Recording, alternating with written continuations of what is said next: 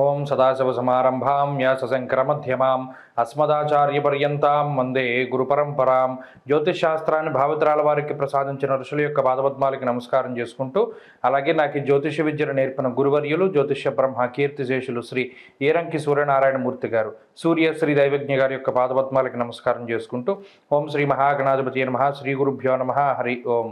వీక్షకులందరికీ నమస్కారం. డిసెంబర్ నెల 1వ తారీఖు లగాయతు డిసెంబర్ 7వ తారీఖు వరకు ఉండేటువంటి గ్రహగతుల ఆధారంగా ద్వాదశ రాశుల వారికి ఈ వారం ఏ విధమైనటువంటి శుభాశుభ ఫలితాలు కలగబోతున్నా తెలుసుకుందాం. అందులో భాగంగా ఈ వారం ఉండేటువంటి గ్రహగతులను గమనిద్దాం.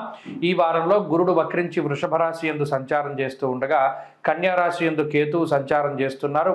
కర్కాటక రాశి యందు కుజుడు నీచ స్థానంలో సంచారం చేస్తూ ఉన్నారు. అలాగే వృశ్చిక రాశి యందు రవి, వక్రించినటువంటి బుధుడు ఇద్దరు సంచారం చేస్తూ ఉన్నారు.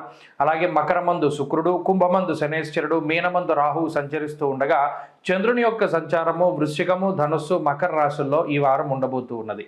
ఇటువంటి పరిస్థితుల్లో ద్వాదశ రాశుల వారికి ఏ విధమైనటువంటి ఫలితాలు కలగబోతున్నా తెలుసుకుందాం. అందులో భాగంగా మొదటిది మేషరాశి. మిథున రాశి వారికి ఈ వారం చాలా అత్యద్భుతమైనటువంటి గ్రహస్థితి గోచరిస్తూ ఉన్నది.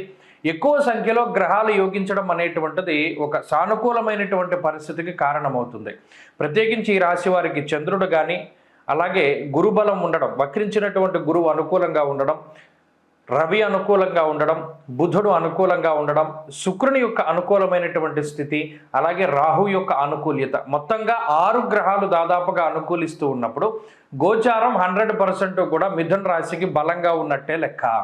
ఇప్పటికీ మిథున రాశి వారి యొక్క స్థితిగతులు మెరుగవ్వకపోతే, అంటే గత 2 వారాలుగా మెరుగవుతున్నటువంటి పరిస్థితులు కనుక లేకపోతే, జాతకంలోనే ఏదో ఫాల్ట్ ఉంటుంది, జాతకంలో దశాంతర దశల్లో ఏదో ఇబ్బంది పడుతున్నట్టు లెక్క. సాధ్యమైనంత వరకు చాలామంది మిథున రాశి వారిలో ఈ అనుకూలతలు పెరిగే కొద్దీ చాలా మంచి మార్పులు వస్తూ ఉంటాయి. అంటే ఆరోగ్యకరమైనటువంటి వాతావరణం, ఆనందకరమైనటువంటి వాతావరణం, అలాగే అభివృద్ధితో కూడి ఉన్నటువంటి వాతావరణంలో మిథున రాశి వారు ఉండడానికి ఎక్కువ అవకాశం ఉంటుంది. ప్రస్తుతం ఈ వారం ఉండేటువంటి పరిస్థితుల్లో కూడా అటు నూతనమైనటువంటి వాహనాలు కానీ, వస్తువులు కానీ, లేదా వస్త్రములు కానీ, లేదా ఏదైనా శుభ కార్యక్రమాలకి సంబంధించినటువంటి విషయాలతోటి కొంత ఆనందపూరితంగా నడుస్తూ ఉంటుంది ఈ గ్రహస్థితి వల్ల.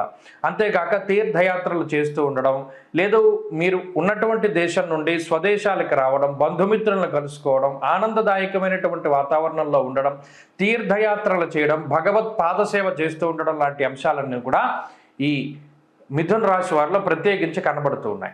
అలాగే రుణబాధలు తగ్గడానికి, శత్రుబాధలు తగ్గడానికి, రోగబాధలు తగ్గడానికి ఏవైతే మీరు ప్రణాళికాబద్ధమైనటువంటి జీవనాన్ని ఏర్పాటు చేసుకున్నారో ఆ ప్రణాళికల వల్ల చక్కగా మీరు అనుకున్నటువంటి మార్పులు మీ జీవితంలోకి వస్తాయి.